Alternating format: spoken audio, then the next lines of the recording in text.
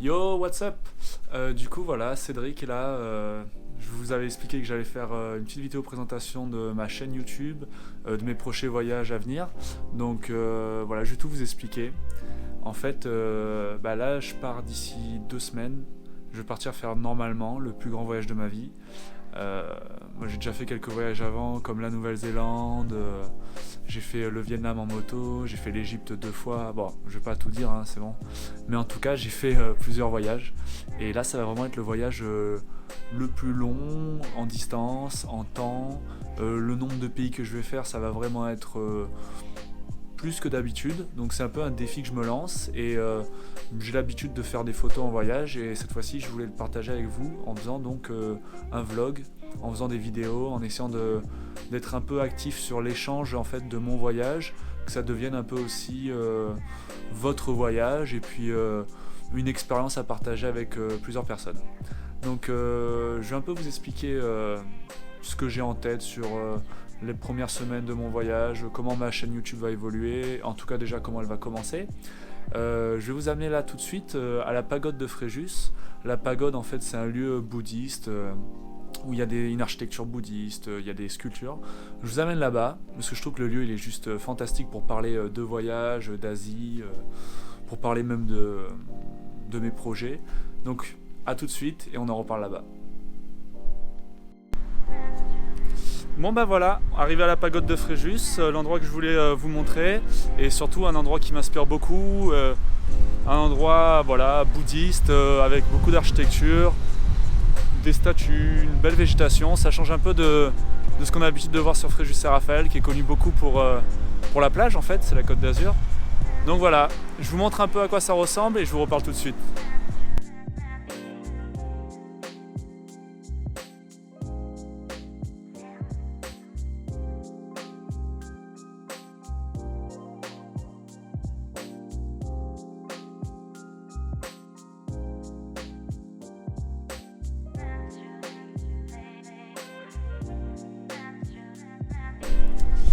Bon bah voilà, je me suis posé un peu, je vais pouvoir vous expliquer le projet de ce voyage, donc on se met à l'aise.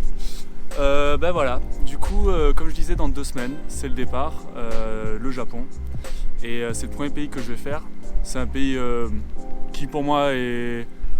J'ai toujours voulu y aller, en tout cas j'adore la culture japonaise, j'ai toujours été fasciné par les mangas, j'ai toujours été fasciné par les temples, la culture, l'esprit aussi japonais au niveau de la propreté. Enfin c'est un pays en tout cas j'ai toujours voulu découvrir et là c'est l'occasion d'y aller. C'est l'occasion d'y aller, c'est l'occasion de commencer mon voyage par le Japon et je pense que je vais pas être déçu.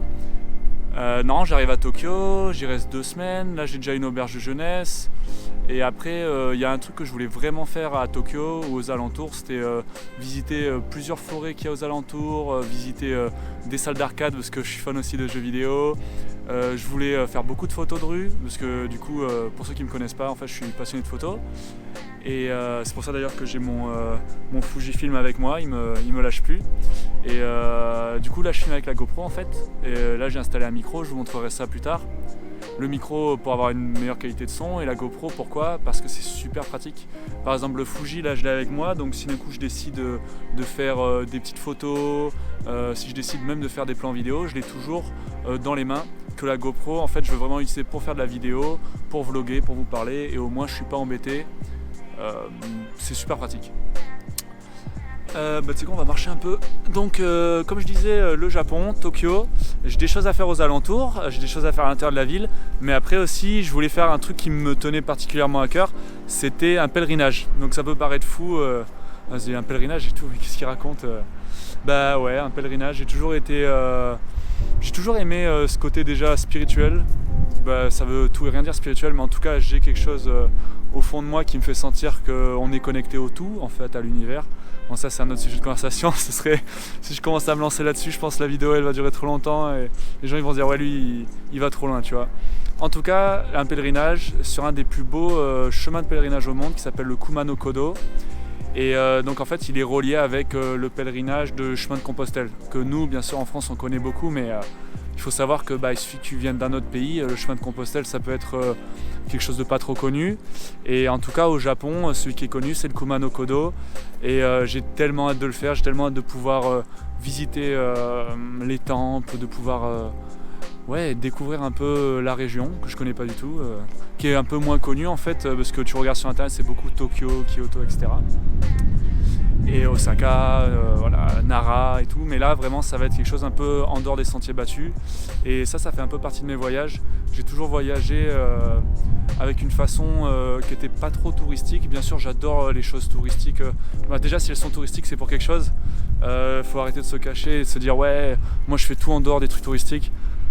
Si d'un coup tu vas avoir la plus grande cascade du pays, c'est touristique mais c'est magique. Tu vas faire les chutes du Niagara, c'est les plus grandes cascades du monde, tu vas faire les chutes du Niagara, il va y avoir des touristes, c'est comme ça. Hein. Et d'ailleurs, on est tous un peu touristes au fond, quoi. Mais en dehors de ces choses touristiques, j'essaie aussi de m'approprier des lieux, de m'approprier mon voyage. J'aime pas vraiment faire tout ce qui est tracé en fait. Je me lance plus dans quelque chose de au feeling, beaucoup au feeling. C'est pour ça que j'ai pas de billet de retour. Je sais pas ce qui peut m'arriver demain. Tu vois, je dois partir dans une semaine et demie.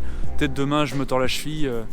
Tu vois, c'est con de dire ça, mais trop planifié, je trouve que ça enlève de la magie du voyage.